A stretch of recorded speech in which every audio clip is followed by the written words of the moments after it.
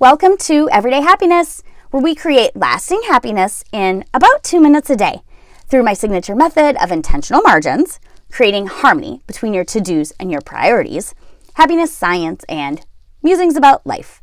I'm your host, Katie Jeffcoat, and what if we didn't feel like everything is important but nothing gets done? What if we, as women, stop feeling the guilt of thinking we need to spend more time with the kids and what we do is never enough? Friends, it's enough. Quality over quantity, but man, that is a hard lesson to learn, and the guilt is real.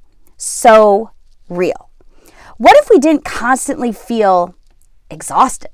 Like you're running a marathon that never ends. We all know that cycle of overwhelm, exhaustion, crashing. Maybe it's binge watching TV under the blankets, right? Only to start the new day with the same overwhelming feeling of being spread too thin because, let's face it, our to-do list is staring right back at us. I think this is hard, and I think this has to do with our relationship with time. Like we talked about in episode 504, we as humans are just terrible at estimating time. So what if the feeling of being time famished is really more of a mindset?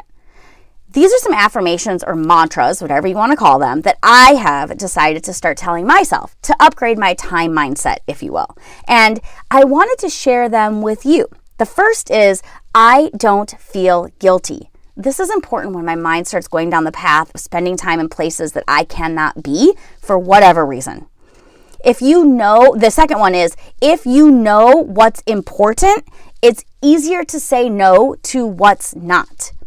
This is helping me prioritize my days and my weeks to align with either a big goal or my North Star. I have a free download that helps me create my ideal day over at katiejeffcoat.com/blog, and that keeps this top of mind for me. The next is, there is always enough time for what is important. Yep, this is a kicker. This mantra reminds me that I'm in control. Now, you might be thinking, I work 50 hours a week. I don't have the luxury of controlling my time. But I would argue that you can identify what is important in those non-work hours and look at how you spend that time. So go back to episode 504 on time auditing and see if that helps. And lastly, I am not available for feeling overwhelmed. This reminds me that feeling busy or overwhelmed is really just a feeling, and I'm in charge of my feelings. I reframe it to be abundant. I remind myself that I'm making choices on how I spend my time.